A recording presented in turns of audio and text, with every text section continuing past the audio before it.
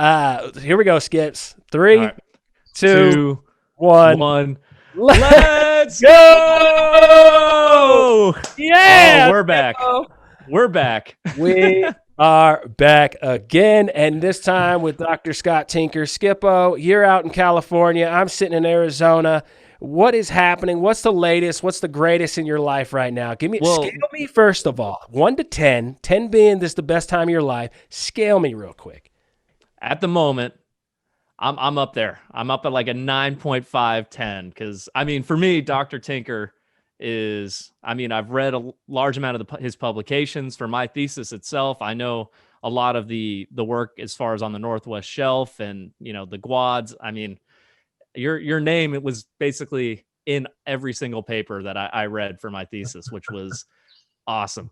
But I mean, California, it's shutting down again. So that's a fun little thing that's happening. So apparently either today or tomorrow, we're going back into like more or less full lockdown again.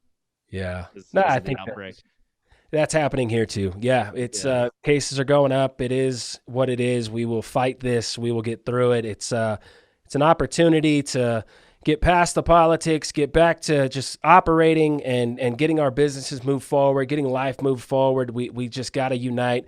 Let's shut this thing down again. Let's just get through this time. So that's good. Skips, you got anything before I read Dr. Tinker's bio? I don't think so. Let's hop right into it. All right, man. I just want to say one thing also, actually, before you do say this, Dr. Tinker, I looked at your CV beforehand, and I aspire for, 20 years down the road for my CV to be half as good as yours. Well, we academics put everything we've ever thought or even haven't thought in a CV, so don't. Yeah. It's just paper.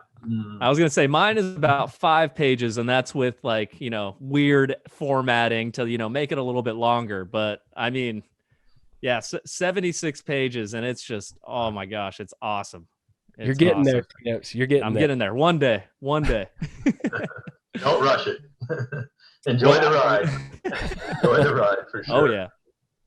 Well, I am not going to read 76 pages of a CV, but I will put out what is the bio for Dr. Scott Tinker as Director of Bureau of Economic Geology, Jackson School of Geoscience, Professor, Department of Geologic Sciences, and Edwin Allday Centennial Chair in Subsurface Geology. Scott Tinker works to bring industry, government, academia, and non-governmental organizations together to address major social challenges in energy and the environment and the economy. Dr. Tinker is director of the 250-person Bureau of Economic Geology, the state geologist of Texas, and professor holding the Edwin Allday Endowed Chair in the Jackson School of Geoscience at the University of Texas, Austin. With director Harry Lynch, Tinker co-produced and is featured in the award-winning energy documentary film Switch. We talk about it on this show.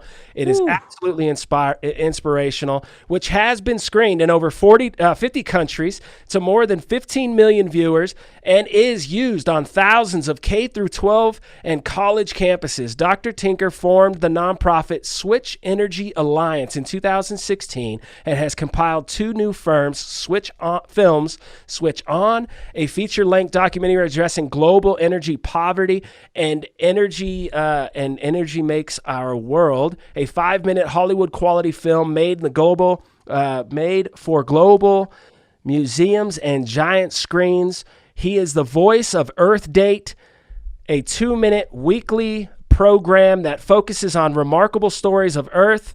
Earth Date is produced by Bureau of Economic Geology and is featured on over 400 NPR and public radio stations in all 50 states.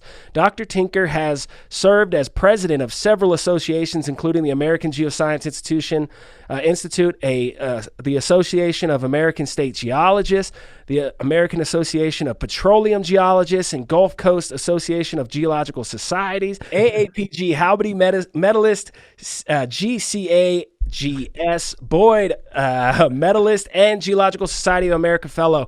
In this visit to some 65 countries, he has given over 850 keynote and invited lectures. Dr. Tinker, I'm sorry that I butchered that a little bit, but I was nervous because of how excited I am from the show we just created. And I thank you so much for you taking the time to enlighten us and for the motivation I personally got from this show. It's great to be here. And thank you guys for what you're doing. It matters. Communication matters, and honest communication matters, open. So I'm happy to be part of it. Let me know if I can engage in the future. Wow. Well, for me, Skips and Dr. Tinker, what dropped out for me, there's so much and just general the motivation to keep going. But it's really the reason why we do what we do at PBE and why we keep putting out these shows. We have no idea what's going to drop out in any of this. We're motivated by the geology, by the progression of geoscience, and how we have all these new ideas that we can apply to the old problems and potentially find new solutions.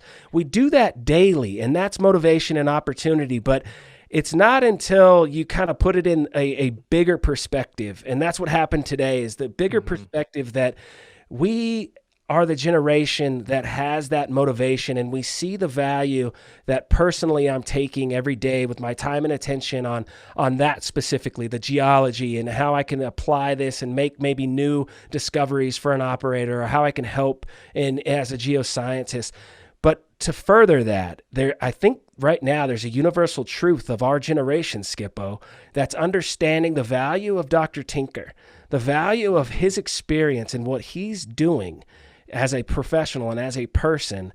And it's on us to say, oh my gosh, that is so real. That is something that needs to be done. That's something the world does need. And now we have the ability to be efficient with technology and to do what we do with the podcasting. And we're integrating. We're doing it live. This is a very real thing. And with real things becomes real challenges. And that's your story, Dr. Tinker, the challenges that continuously hit, and you continuously rolled over and climbed over and fought through.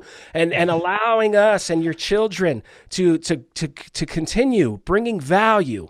That's where it's at for us at PBE. It's value in what we're doing, and I think we're providing that. Well, I definitely agree. And it is, and it's risky.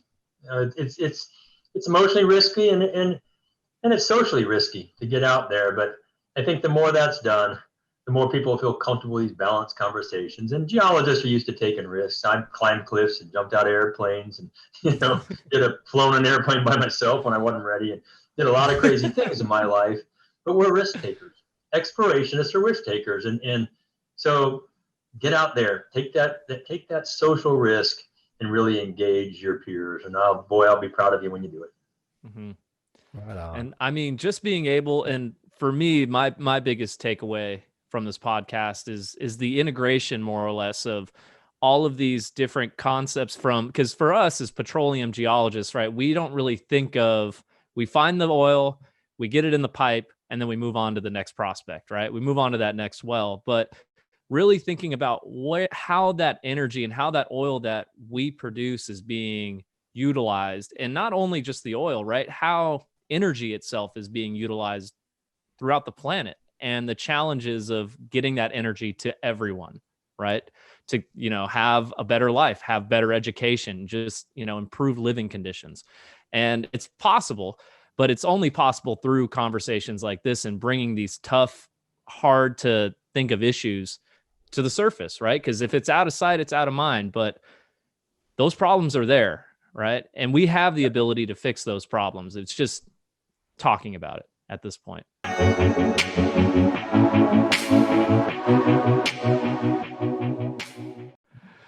Okay, so we are officially beginning the conception part of this show, and Skips, it is with Dr. Tinker. As, sir, we are just absolute fans of what the BEEG is, the Bureau of Economic Geology out of the University of Austin. Your accomplishments as professionals, as we would read the publications to better understand the Permian Basin, to give us a chance to really provide value to our company, as it was our responsibility to put those drill holes in the right spots, the perfs in the best places, to make the most amount of money possible. And, sir, it has been an honor to share this time time and to do this podcast with you. I can't wait to get going on this, and let's do it. How did it begin? Where did the love of rocks begin? How did this happen for Mr. Dr. Scott Tinker? Well, if you're reading my stuff, you guys need to get out more. I found way too much water in my career. That's why I'm a professor. Poisoning young minds. Anyway, my dad's a geologist. He worked for Shell for 39 years. And so I went off to college to become anything except a geologist, as all good young men do, and went to Trinity. And there was a professor there at the time. He's passed now, named Ed Roy. Ed was a great AAPG guy and professor. And in 1978, you could drink beer legally as a high school kid in Texas and even drive. Who knows? It was crazy times. But we were having a beer as an orientation week under the tower of Trinity, and Ed grabbed me and said, "Take intro geology." I said, "No, my dad's a geologist. I don't want to do that." "No, I'll come take it." And then you can get science out of the way. Well, he knew. Yeah. And that was it. We went on field trips, and it was awesome. And I was hooked from the beginning. So that's kind of where it really started for me. I never stopped. I took some business. I took a degree in business and all that kind of crud, but it was really right there. And getting out in the field, I loved that. I loved it for many, many years, decades, actually, of all that good field work, and that's what pulled me in.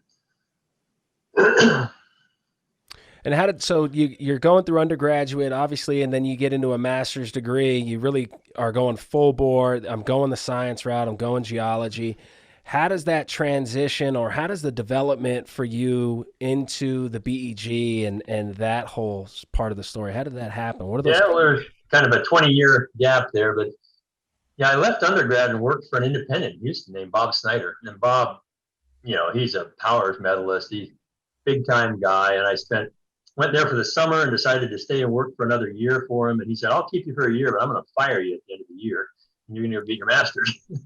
And true to his word, he fired me at the end of the year. And I don't think it was for a master's. I think he just said, "Wow, God, this guy needs some more training." And so that's when I went to University of Michigan under James Lee Wilson. And Jim wrote the book on carbonates at the time, Carbonate Facies Through Geologic History. And wonderful guy. And I did my master's work down in Mexico. I've been working East Texas Basin with Bob and the onshore Texas. So I was able to get into the outcrops, the Cretaceous equivalent outcrops in northern Mexico in the field. Pretty wild country. I mean, we were camping for weeks at a time and staying in my Jeep and going into little Tres Horas hotels, which I won't tell you what a 3-hour hotel is, but for us, it was just for a shower. But there was a curtain behind the Jeep. And I figured out what that meant later. And anyway, so a lot of great field work there and had fun. And then went to work again. Had lots of offers in Houston and New Orleans, but I spent time as a kid in Denver because Dad had assignments in Shell. Loved Colorado. So we took a job with a little company called Champlain Petroleum, which later became Union Pacific, and then that became Anadarko, and now that's Oxy. Whoa. But worked there for a few years before the merger and worked mostly Rocky Mountain basins at the time, continuing to do a little bit in the field. And then that merged into Fort Worth, and I left and joined the Marathon Research Lab there in Littleton in 1988. And was working on an MBA in the night when I was at Champlain, just keeping my hand in. And we didn't have kids yet. I was married, but no kids. Went to Marathon and got into carbonates when Neil Hurley was there, and great group. Lots of rocks, looking at cores, working Big Yates Field in West Texas and others. Denise Cox days as well? Denise Marook was, she was there. Yeah. But she wasn't there at the lab. She had left to go to Midland by then. So so I was with others. Charlie Cairns kind of came and went quickly, but terrific group of people, and got to do a lot of neat things. But that led into working with a petrophysicist and an engineer and a geophysicist and me on a team, and we started building some of the first 3D models of reservoirs on the early pre-GUI days of strata model, it was called. So we were writing code, and I was learning. They were writing code. I was being a geologist, but putting all this together in these cool 3D models of reservoirs and trying to understand their architecture and bringing stratigraphy into computer modeling. It was absolute blast, looking at rocks and doing stuff, trying to understand how fields produced. And along the way, I said, I better go back and do a PhD. So I didn't quit. I did it on the side at CU Boulder with David Budd, and Paul Weimer was on my committee, well-known names. Neil Hurley was on my committee, Charlie Cairns. It was a hard committee, actually. I was going to say.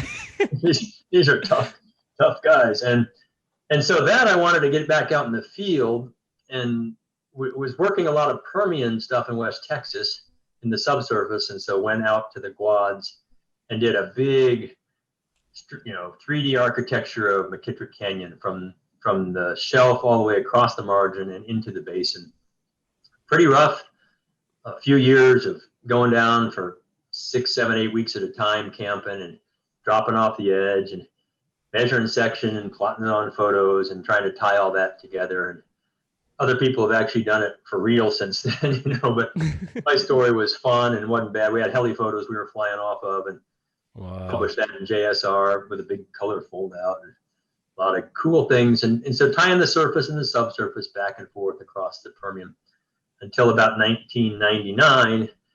And you guys may or may not remember, that was 86 was a hell of a year in the industry. Big price drops in the early 80s, and then 99, another big one. And so the spray paint was on the bathroom wall. The labs were going to start closing. And the Bureau of Economic Geology was advertising for a director. Charlie called me up and was asking for names. And I kind of said, how about me? I was 40. He goes, are you kidding me? We need somebody real. And luckily they didn't have anybody qualified who applied. And I went down and they got stuck with me. So we moved from Denver to Texas, to Austin, came back to Texas.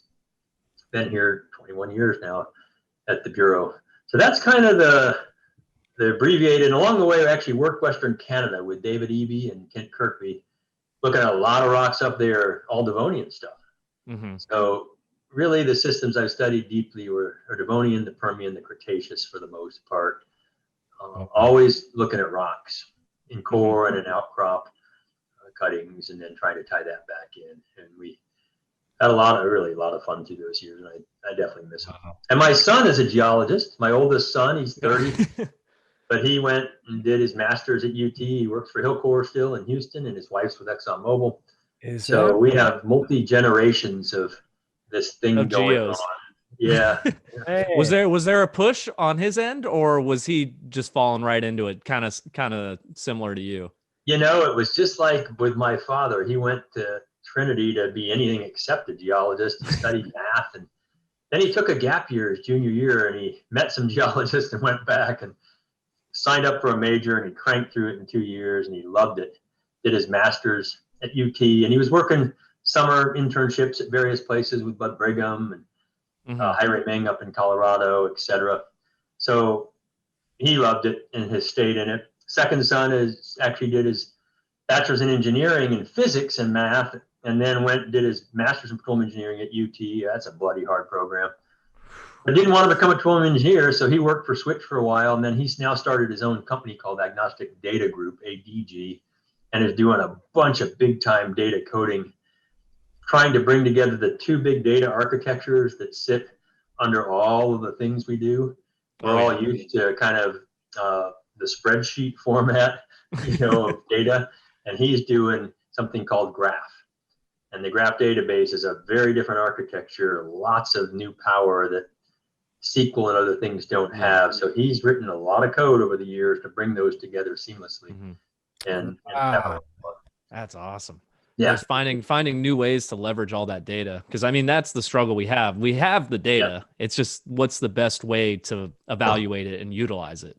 Absolutely. And geoscientists have been doing artificial intelligence and data analytics and big data for a long time. We didn't always call it that, but really trying to put these together now in ways that allow you to synthesize different scales of data, time series of data, things that you might not have brought in because it was just a pain in the ass and you didn't have time. But now you can bring all that together, and not yet. There's still a lot of work to do, but I highly suggest to people that get some quantified beneath you. Our third son is in grad school now at CU Boulder doing data analytics. Jeez. And then our youngest, our daughter, our only girl, she's so much smarter than the three boys combined. It's scary. But she's in data, cognitive sciences and analytics at University of Michigan. So all of them have kind of gone that way. It's pretty neat to see because I work on counting. Well, I don't know if we can work this out, but I'd like to also do a podcast with them, starting with the oldest and with the youngest. And, I think that would be fascinating. You should bring them all on together, and you would be laughing till you couldn't laugh anymore. I promise you, it'd be fun. They range from 20 to 30, and they've all done pretty well. They're smart like their mom. I see what you did there. Yeah. Well done, sir. Well done. We got through a lot, and I was thinking that trying to understand and really think of your perspective and put myself in your shoes while you were modeling the subsurface before your PhD, before you went out and actually saw this in the physical world and made those connections on how things are changing laterally in the outcrops, you were seeing something that inspired you to do that PhD in the modeling? Mm-hmm. Okay. Yeah. Well, I just wanted to get back in the field. So I was looking for something that would inspire me because the field is fun. But we were building these models and they were really not constrained by good geologic architecture, right? What were the major stratigraphic packages, if you will, and mostly time stratigraphic packages that controlled the way fluids and gases move in the subsurface? How was that architecture binding it, and did it matter? So that drove me back to the outcrops to look at these big walls and their architecture and try to understand those, so that when you go back and do correlation, rather than just correlating wiggles on a log, you have a stratigraphic model in mind for the depositional system that you're working in. Mm-hmm. And that's so fundamental to it. If you picture, I'm going to put up an image for those viewers who want to take a look. Let's see if I can find a picture of my field area for my PhD. Here it is. So, look behind me, and you can see this big wall, about 1,500 vertical feet. You can see the architecture running across here, these little thin beds, and they dive off to the right in the field of view, which isn't that much. Now, there's some other thin beds that come in behind my head back here that are the same lithology. Mm-hmm. And if I drop a wireline log down here, that wireline log is going to get a kick here where the plants are there and there and there, and here and here and here. And in a vertical sense, I'm going to correlate those together. But they're not. These are way down here. And those have gone up into the air. Okay? And that's what shingling cliniforms do. So it forces us sometimes when we're just doing wire log correlations to correlate things that look the same that aren't actually architecturally connected. And that matters. So another question, just to kind of go off of that, you were saying you were looking for a way to find where oil and gas was moving within the subsurface. Did you also find correlations within in regards to dolomization within those cliniforms and those packages? Like, hey, these cliniforms are more likely to be dolomitized opposed to the cliniforms, further down slope. It did some, Matt. I mean, the diagenesis that was superimposed on those sediments that became lithified and then changed through time as fluids move through that system of different chemistries. You can see not so much a certain type of cliniform, but the position of certain facies within that architecture. So certain parts of these would get dolomitized because fluids would move through that facies more readily, and this part of that ramp or this part of that margin. Yeah. And you would see dolomization happen, or you might see cementation of different kinds. Now, of course, part of paragenesis is what's happening as the rocks break. So the whole fracture story, which I completely ignored in my PhD because I was stupid and didn't have enough time, but it came in later. What's moving the fluids? Sometimes it's not stratigraphy. It's the whole secondary structural geology story of joints and faults that are moving fluids and then into the strata. So that's all coming together now. And it creates then certain porosity systems and permeability systems that control the movement. Yeah. And that's what we're trying to understand really, is how fluids awesome. will move in the subsurface. Can we make models of that so that, I haven't talked about this for so many years. This is so great. I love you guys. I'm actually talking about something that I truly had a passion for. And I was going to say, I'm a structure guy at heart. So the actual depositional model of these clinoforms is, I have a general understanding, but understanding how the rock is breaking and how the fluid that moves through those various fracture networks and how that affects the rock is what I love. Yep. And you see, it creates and destroys porosity along the way. There's cementation and there's dissolution. And those are going on throughout time. So it really can change the architecture. So our job at the reservoir scale was really to try to make these three-dimensional models of the rock fluid system.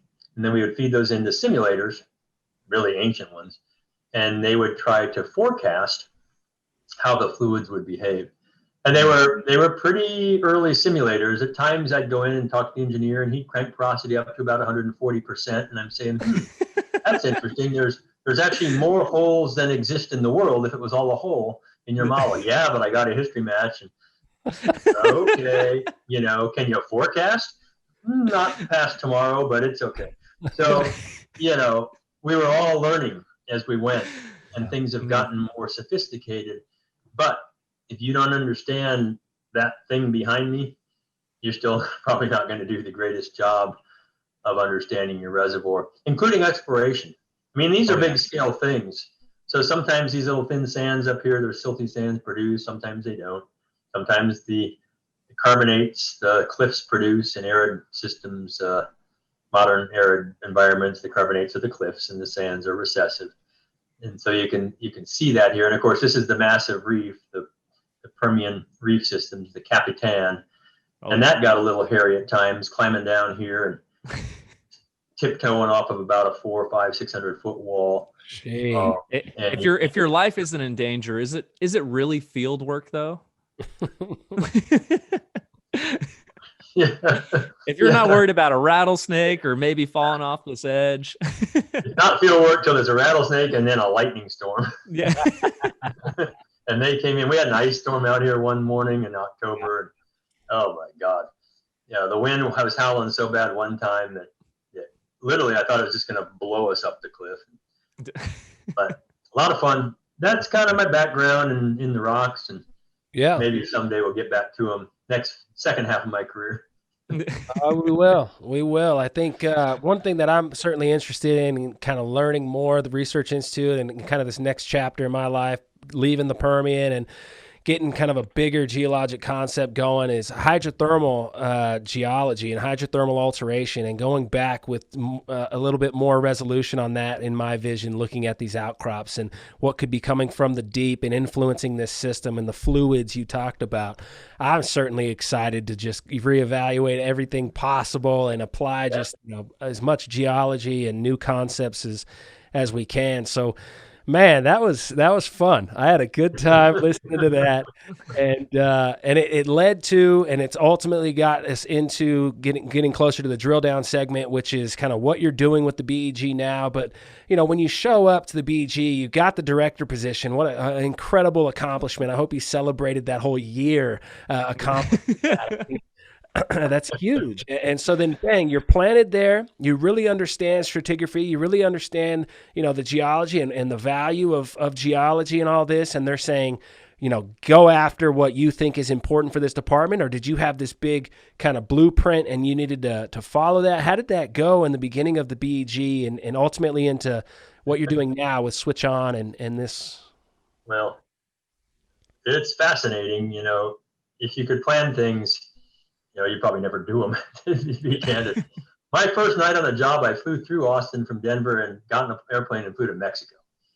And I went down to coastal Mexico and met with Alfredo Guzman, who is quite a big name. He was an exploration vice president of Pemex at the time. He's been known in AAPG circles.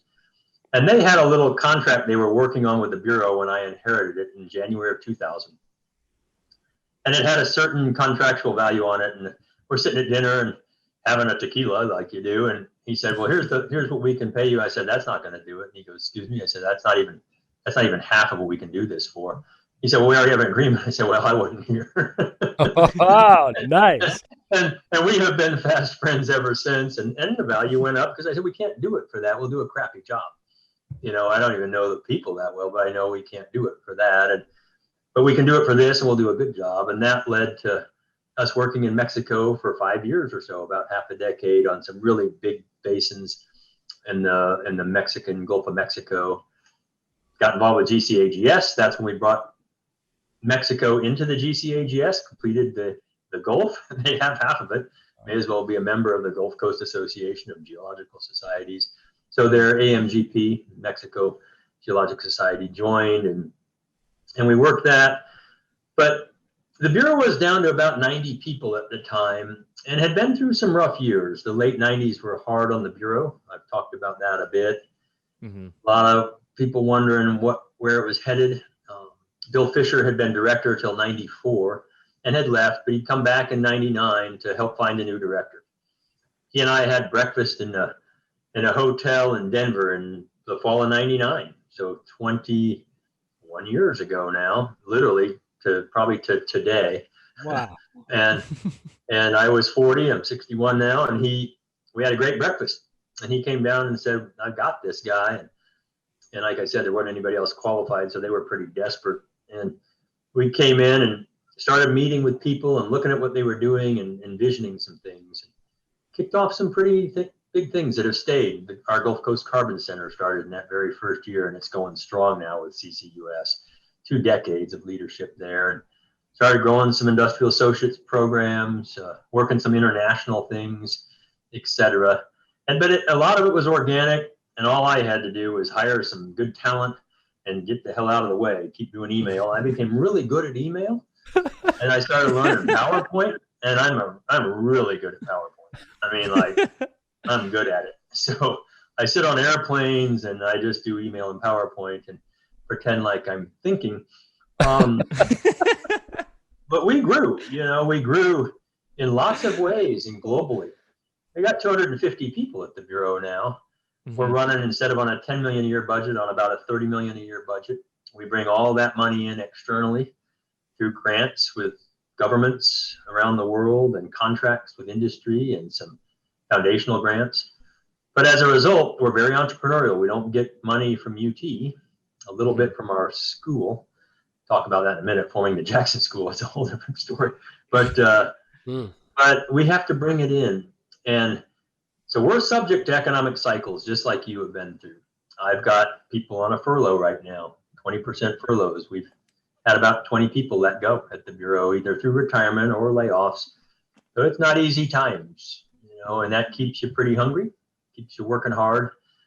But I like it. We run like a research enterprise that way, and have wonderful talent. And I'm not kidding when I say mostly I just kind of try to stay out of the way and help make some phone calls when I can, or send out notes, because I've had the luxury of being in 65 countries in the world and getting to know a lot of leaders in industry and governments and academia, and that's helpful. That's been a big part of what I do. That had to have been a big motivation for Switch On and for this idea that you can go around the world and talk to people about energy and your understanding of the physical world as a geologist, really helping for them to realize that, and the credibility behind that. Was that kind of... Yeah, Troy, it's interesting. This happened about 12 years ago. I was starting to do a few interviews and was on a few, interviewed on a few films and things, documentary stuff. And one filmmaker was making a short documentary on the Barnett Shale. And he had been hired by Chesapeake to produce something called Unconventional.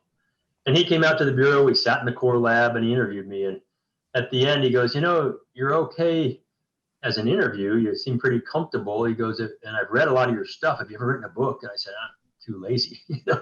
He said, you want to make a movie about global energy? And I said, yeah, what would that take? He goes, well, make one this good and then pretty, really good and then great would cost this much money. I said, well, let's do a great one. I can raise that. And this was 2008. And you remember what happened in 2009? Wow. We saw the Great Recession. And so we were out filming away and the recession happened and I kept raising money. We were kind of hand to mouth. And this is night job. This isn't day job. This is out filming. We went to 11 countries, filmed where the energy is best in the world. Because I've been talking about these things, but I didn't really know that much about solar and wind and even nuclear. Waves and tides we did a little bit on, not much on geothermal, nuclear waste, etc. So we filmed 11 countries, lots of site visits, expert interview. A lot of friends of mine, but new people. And that's how Switch happened. It was in production in 2010 and post-production in 11. And then we released it in 2012. And energy was the star of that film. And what we didn't anticipate was that it was popular, lots of festivals, and we won awards, Best of Fest and all this stuff. And we didn't expect the academic community to pick it up like it did. This is the first nonpartisan objective film just looking at the pros and cons of energy. Mm-hmm. And so educators from around the world, 50 countries in their classrooms, and not just science, business and law and policy and even the humanities, they were picking up on Switch, and we passed 15 million viewers of that thing, and it continues to be shown. Now we've updated parts, and we're making a Switch 2020, but that was quite fun. And then Harry went away, and he's a filmmaker, started making a big, beautiful series on mental health, and I just kept babbling away about energy, and then realized that we had kind of left off half of the world from Switch. We went where there was energy. Wow. We didn't go where there wasn't much energy. I said, Harry, we got to get the band back together, and we need to look at energy poverty, energy access, energy inequality. Wow. And we agreed and formed the 501c3 Switch Energy Alliance. And that's when we started concepting a look at another 5 or 6 countries in Switch On, different from the first ones, where there isn't much energy, and how that's going to influence the world as we go forward. Wow. And if people haven't seen that film, I hope you do. It's a little bit shorter, a very different feel from Switch. Switch was exciting and technical and numbers and stuff, and Switch On is emotional and human and gritty. It's real. So I've doing a lot on that. We released it, perfect timing, right at the beginning, COVID. But it's starting to get a nice following as people become aware of it. And I did just last week, a week ago, did a big screening at MIT, and Ernie Moniz and I, former Secretary of Energy under Obama, second term, we did a 90-minute Q&A just like this, moderated by Rob Stoner, who's at MIT, on energy poverty. And I gave a talk today at lunch to SIPES, and I do one a day, some kind of a talk somewhere in the world about bringing energy and energy poverty all together and what that really means for the world. Because I think one of the more important things we tend to forget, there's only about 500 million of us, 520 million in the United States and Western Europe combined, 520. That's less than 7% of the world's population. The rest, 93%, they're busy. They're starting to emerge and industrialize and develop and grow, and they want energy, and they will have it, okay? Climate is not front of mind to anybody in Switch On, and even to a lot of the developing nations. They know and they care, but they care about getting energy, developing their economies, lifting themselves up in the world, and they need to do that. And so that's what our next film is going to be about, is really what the real transition looks like as we kind of work through this trilogy, because everybody has to have a freaking trilogy. Otherwise you're not a filmmaker if it's not a trilogy. Wow. Well, we are officially into the drill down segment of the PBE podcast with Dr. Yeah, That was a seamless transition. That was perfect. Right? I mean, you can't when things are real, they come across as planned or something. I don't know. But we are now in the drill down segment of the show. It is high energy as we are talking about energy across the world and with Dr. Tinker. And sir, you just kind of, recaged what Switch did as far as, your ability to go out and just assess energy logically, recording that, delivering that product to people to just, and then allowing them to reflect with their perspective and their experience. And all of a sudden it was business majors and all this stuff just took off from you doing that. And then you sat back and said, what about the energy impoverished part of the world? What about what's going on there? And now, I mean, this is beyond exciting. I want to know from your perspective and your experience, and I want to convey and get this message across to everybody that I know, your perspective now on the world's need of energy, the world's want, the world's ability to get energy and do things with it. Where are we at? What's your perspective on this? How are we doing? Mm-hmm. Well, it's a big conversation, but I'm going to start with a couple of simple statements, and then maybe we can drill down. There's a paradox. Energy won't end poverty, but you can't get out of poverty without energy. Okay, period. So the world, the modern world, the world in which people are living longer, are healthier, are feeding their kids and much beyond that, where they have access to modern medicines and modern technology. The modern world is built on energy, period. Okay. Now that energy is dense energy. We went from not dense energy, coal and wood and hay, back, and the sun and wind. We had windmills for pumping water, for irrigation, for agriculture. We've had that technology in the past. We came into coal and it's like, oh my God, coal, here's dense energy. Nature compressed all this hay and wood and biomass into coal. Now we can burn that.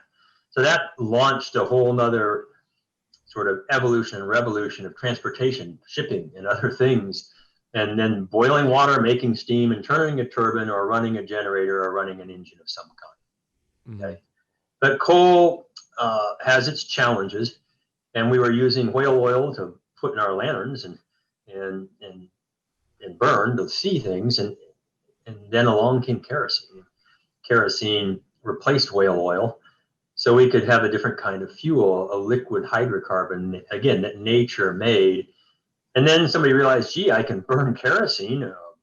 What's this other stuff? And maybe I can refine oil into distillates of different kinds and gasolines and jet fuels and diesels and other things that can burn as well. And they're very efficient. So we came out of the solid earth stage to the liquids stage. And then we've been evolving into the gas stage, methane and other natural gases. Mm-hmm. So we've been decarbonizing from coal and liquid hydrocarbons to hydrogen fuels. Methane is CH4, the molecule, 4 hydrogens, 1 carbon. So we've been evolving into the hydrogen economy very steadily for a century and a half. And that's kind of the path that energy has taken in the modern world. Unfortunately, there's still people that are living with coal and wood and dung, cooking inside in their homes, and that's all they have. And not just a few people, 2 billion people cooking like that today and getting lung cancer and cataracts and pneumonia and other things that happen when you breathe smoke in your home 3 times a day. And it's just wrong. It's morally wrong, and it's technologically wrong, and it's economically wrong. It doesn't have to be that way anymore. There's energy for that. And so that's the big transition, is to lift the world, to unanchor, to detach the impoverished world and lift them into the world where we exist, but not through aid. They have to do this themselves. In they have to begin to form their own micro markets and microeconomies in ways that make sense culturally for the energies that they want as they start to begin to grow, and then they will maintain, and it becomes a virtuous cycle. And this is quite different from aid-based organizations that bring something in, put it in, it's nice until they leave and it breaks and it go back to the way it was. So very different concept around how to do that. And that's what Switch On is trying to shine a light on, is really taking the world and making it healthy economically. Because as everyone knows, if they've ever heard me babble, here's energy, there's the economy. The energy underpins the economy, and you can't have a healthy environment sitting up here if you don't have access, if you don't have a healthy economy. So you got to come through that economy. The economy underpins the environment. The cleanest water, the cleanest soil, the cleanest air. It's where it's rich, where it's wealthy. You see it on anywhere you go. Look at maps of clean air and wealth, clean water and wealth, clean soil, wealth. Now, we've got to get that in our heads, that it's not just the environment and renewable energy, because you're skipping the economy part of that, and that doesn't work any more than you can just do economy, and energy and skip the environment. They are all part and parcel to this waltz, this 3E waltz that I've been describing for decades now. They come together: energy, the economy, the environment. They work together, and we can solve that. I call the overlap there the radical middle. It's radical lonely sometimes, but the world is doing this, and they're going to build on the energy that is the most affordable and available and reliable to them. Right. And that's coal. So you see China doing coal a lot today, 120 gigawatts of new coal. It's hard to put that in perspective. That's more than anyone in the world times 3. Vietnam building coal, et cetera. And you go, coal, come on. Well, you got to move through coal to get to that next thing: natural gas, nuclear, hydro, some places, renewables. What does it look like? So this is the big challenge: is really how to get reliable, affordable energy into the economy, so that they can then invest in environmental health.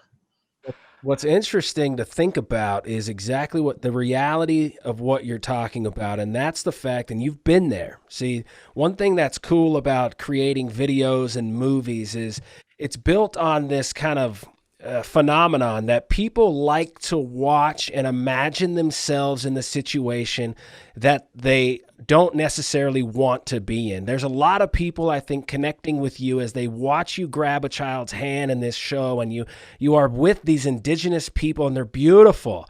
And it's just incredible. People like to watch that. Not a lot of people like to be there. So it's just like watching a car accident. They can't keep their eyes off it when they pass. It's just the reality of it. They kind of want to feel what that is. It's chaos. It's crazy. I kind of want to feel that, but I don't want to be there. So that's kind of that concept I'm talking about. And that's what you were able to do with Switch On. You were able to take me there.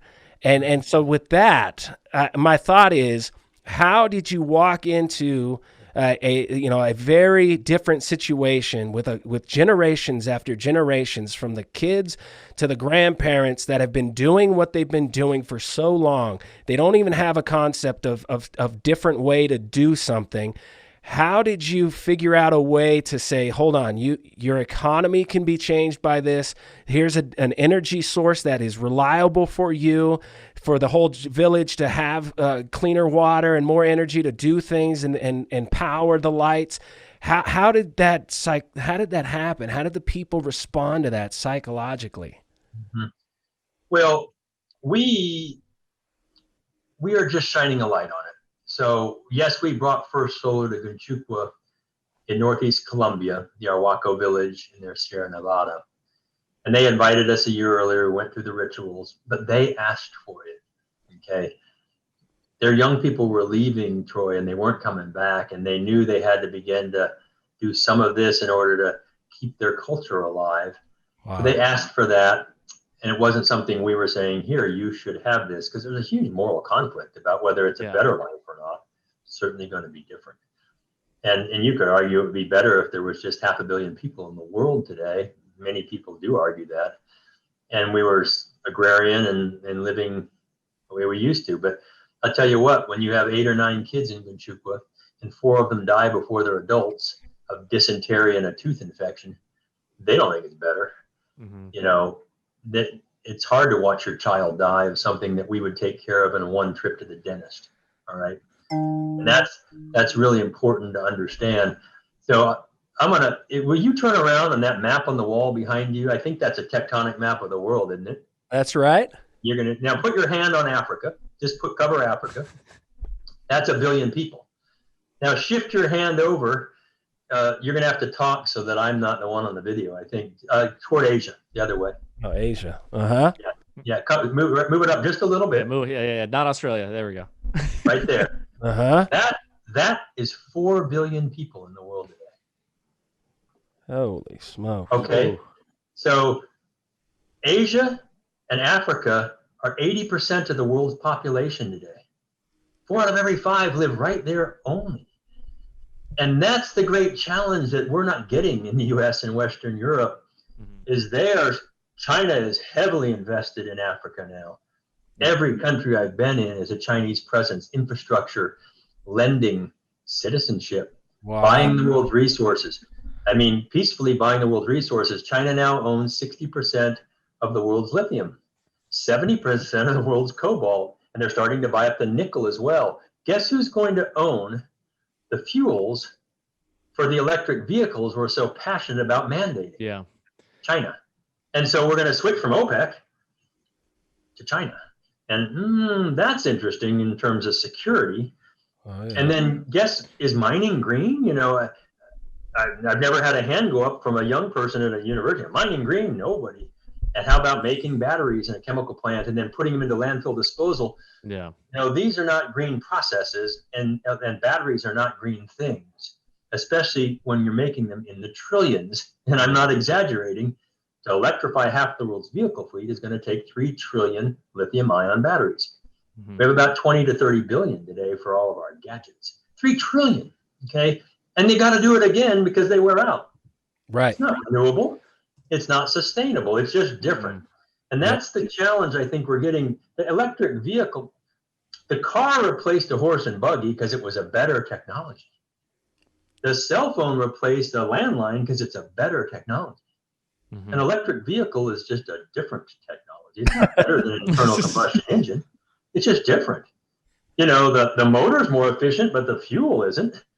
Mm-hmm. You know, a combustion engine is less efficient than an electric motor, but gasoline is a lot more efficient by weight or volume. It's called power density. And so it's just different. And you say, yes, but it doesn't have CO2 at the source. True. I was going to say, but when you look at the process of shipping everything and mining everything, right, the amount of CO2 produced from an electric vehicle on the lot is exponentially more than, it depends though. It depends, Matt. You know, if you're charging that battery with solar and wind, it's not. If you're charging it with coal, like in China, it is. Yeah. But forget the CO2 for a minute. Let's just talk about nature.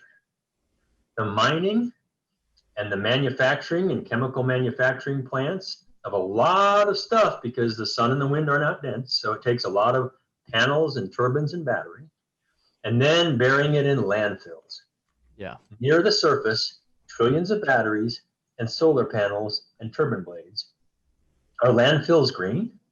So it may be lower CO2 emissions, and that's good for climate, but it's a lot and more of an intense process for nature, for the land and the water. And so we've got to begin to be very thoughtful as we address these choices going forward about energy, and not just think that's clean, that's dirty, that's good, that's bad, that's stupid, that's smart. You know? Yeah. Really? It's not that way. There's nothing that in energy that works black and white like that, or otherwise we would be doing it. There are trade-offs with all of it, and there's so much benefit. And that's why my biggest message is the benefits of energy are phenomenal. And in fact, the 6 billion people, 4 plus 1 plus a few that you just covered, Troy, you know, there's a directly very strong correlation between fertility rates. That's actually the number of children a woman has, a fertility rate, and education. Okay, very strongly tied. So the higher the education, the lower the fertility rates. Mm-hmm. If you want to start to think about population, education is one of the first drivers of lowering the population growth rates. And education requires energy. You have to have lights in a classroom and in your home. You've got to be able to move molecules around so you can communicate on systems like we're doing right now. And it all ties together in a really elegant and beautiful way if we're willing to think a little bit harder than something as simple as environment and wind turbines, or drill baby drill and the economy, forget the environment. Neither one of those are good models. I was going to say, but it is the Cliff Notes version, but the thing to look at is the complexity of this issue, right? There isn't, a white light at the end of the tunnel saying this is the answer, right? You have to balance these things, these moral and these ethical dilemmas that pop up at every single turn along the way, right? Like you were saying, will we bring in energy? Then they can develop, infrastructure, like a basic sewage system, right? Who knows, that's probably polluting their aquifer, right? If they're just dumping, all their waste into a hole outside of town, and then they pump water from, oh yeah, 60 feet down. You can't believe. Again, I say I've been in these. I've been in so many countries. I've been very fortunate to do that. But this direct tie, I don't know if I'm actually able to share my screen or not. Yeah. Let me do that real quick. Can you see it? We're there. Okay, so here's energy and the environment, or the economy and the environment, and I'm drawing these links. And what you see here, we're going to zoom in, is these young girls coming home from school in uniforms, and from me to them is a giant pile of garbage, polluted water, polluted soils, local air that's awful. This is Kibra, the big slum outside of Nairobi. And I see this that's a chicken, by the way, over and over and over again is this link. And that will never be cleaned up until there's enough economic health being to clean up some of these systems. And this is not rare. This is every city in the world. 150 million people a year are moving to cities these days. 150 million, that's just under half the US population, every year moving to cities. And they're not living in condos downtown. They're moving mostly to slums. And this is a huge infrastructure challenge that we have globally to provide for an ever denser population in these cities, in these urban areas. Mm-hmm. Wow. So talk to me about, and we'll end the drill down segment on this kind of concept maybe. Talk to me about how you are thinking about, which energy specifically for this area that's going to help the economy as these things are got to go hand in hand. How are you guys deciding that? How are you influencing them to better understand that relationship, and how, it's going to be solar, or maybe it's oil and gas, maybe whatever it is that is most efficient, that makes the most sense for them. How are you guys coming up with that? Yeah. Our next film, we've made several other films, some beautiful episodes diving deeper into the story from Switch On. We have 7 episodes we're about to release, 20 minutes, 25 minutes, a lot more interviews and things. So those are terrific. And you can get a better feel for Kunchukwa or Nepal or Vietnam, Kibra, the big dam in Ethiopia, etc. Our next film is called Making the Switch. And it's really going to be looking at that exact subject, Troy, is what does an economic and an environmental transition look like in a certain geopolitical and geographic region? What does it look like? Okay. And it's not just changing from oil and gas to renewables. That's this sort of, kindergarten transition that people are talking about, but that's not going to happen. And it shouldn't happen. Instead, we have to look at the resources in a region, the governments available, the current political system, the economic systems, and how we can maximize on each of those to lift up the economy, allow for environmental investment, to provide the energy that's affordable and needed in the region. It might be a country, it might be a cluster of countries, it might be sub to that, and how you can begin to really provide the infrastructure support needed to grow that economy. And I'll tell you a really beautiful story. We just had an international switch case competition in which 260 teams signed up in 2 months from 37 countries on all 6 inhabited continents, teams of 4 students each, to do a case competition on poverty. We gave them 3 countries to choose from. They each picked a country. And then they had 2.5 weeks to say, what would you do to take them from poverty out of poverty?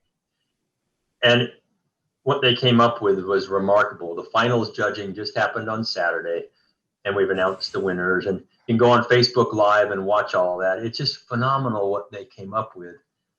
But in the middle of doing this study on energy poverty, we had teams dropping out like flies. In Nigeria, bullets were literally coming through the window of one of the teams from the police force. They said, we can't continue. We had some that couldn't get steady electricity long enough to put this together. New Orleans Tulane University got hit by the hurricane, and they had to have a several-day delay there. So energy poverty was happening in real time as they're doing energy poverty studies. And that's the kind of thing that's going to happen with people of your generation and younger as you start to converge on these complexities. But it's complex doesn't mean it's not solvable. And that's what I want to emphasize is we tend to oversimplify sometimes, and it's inaccurate. But you can simplify some of these things down to their really basic elements and then begin to develop reasonable approaches to them that won't be perfect, but they will advance the ball. So even though it's interactive, the social and legal political systems that function around energy, the environment, and economy, those social, legal, political systems are very interactive. But it's solvable. You just have to distill it down to some of the essence, look at data, make compromises, get the markets engaged, because if markets don't do it, it won't happen. So the economy, work with the governments. If the government doesn't want to do it, it won't happen. Yeah. And then the people. And those are the pieces that really allow for this. So we're just trying to provide the information, shine a light on, make ourselves available. But I can't do this. This is going to happen at all these different regions as long as we can elevate the conversation to one that is nonpartisan and thinks critically. Wow. It's incredible. I mean, the transparency needed, the motivation needed, the opportunity also in line. You're talking a lot of external, internal forces coming together, and that's exciting for the footage that you're going to get in this journey you guys are going to go on with this new the trilogy is filming that and putting that into reality of how this actually gets done, and that itself is going to inspire. And so we are living it, and that's exciting. Yeah. That's exciting. We are living. And like you said, the documentary is not necessarily to find the answer, but it's to inspire, hopefully, and to get those thought-provoking questions, like you said, in all those classrooms in the world. Like, hey, this is the way we can approach this problem. Absolutely. I mean, I love you guys, and so I'd love spending an hour with you, but my motivation with you is for you to reach another 500 or 1,000 people. And then that's the only way all this happens. And you inspire people to go to the switchon.org website and check out our films, our primers, our 101s, our interviews, all the site visits, all the episodes. And then I put my PowerPoints on there. There's a bunch of links to me giving talks live, not edited, but all over the world. And you can share the links and get people thinking. And then go talk to a local school, talk to a scout troop, talk to a civic group, go to your church group, whatever it is, begin to communicate what energy really looks like. Because if you don't, I promise you others are.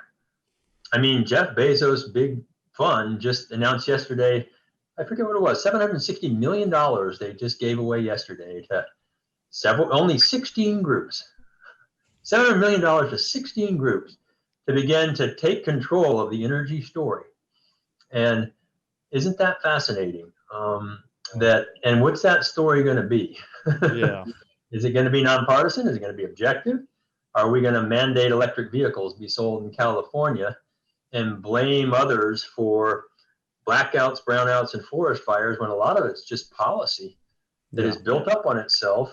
And everybody's been saying for years, hey, you're going to have brownouts and forest fires. Wow. And it happened. Yep. And like, what do you know? And guess what, Matt? You're living in it. You know? I am. And Texas has some policies that are equally weird. Okay. Sure. Kind of on the other end of the political spectrum. But your generation, my kids from 30 to 20, it's yours. This is yours to take and require critical thinking. Get in these civil conversations, allow for a safe space to talk about things and not judge each other and not slam each other for, just social media slamming. Yes. I did it too. Yeah. But have these civil conversations and think about things and come back and talk. I rely on you and I ask you to do this, to encourage conversations with all of your friends and then outside of your own comfort groups and visit about things. You'll learn a lot as that goes on, and I'll bet you'll get this and you'll solve it. There you go. Well, I take that responsibility to heart and very seriously, and I appreciate you putting that on my shoulders as I'll happily exhaust myself. Something like that. No problem. Like I said, a bit of a people person, so you certainly strike me as that. And so we can move into the completion part of the show. Unless Skips, you had anything for the drill down, something to add, or Mr. Tinker, if you wanted to add something? Oh, I'm good. I think we've probably exhausted people. Yeah. Glazing over at this moment. Well, so the completion part of this show, the fact that we are in a time where we have the generation, you are speaking to us right now, Dr. Tinker, to say, take what this is and bring it to the next level. At the same time, you are paving the way. You are paving the future for us to actually understand what it is that is a tangible problem for us all to communicate, unite, and figure out. We got to get this done. With that being said, here's my observation and some guidance I think I would have for the situation that you are in. You are the reason why a lot of this makes sense. You are definitely the reason why our generation can understand what you're saying. You have this ability to articulate and to tell us this story and to bring us on and make us motivated. That's you.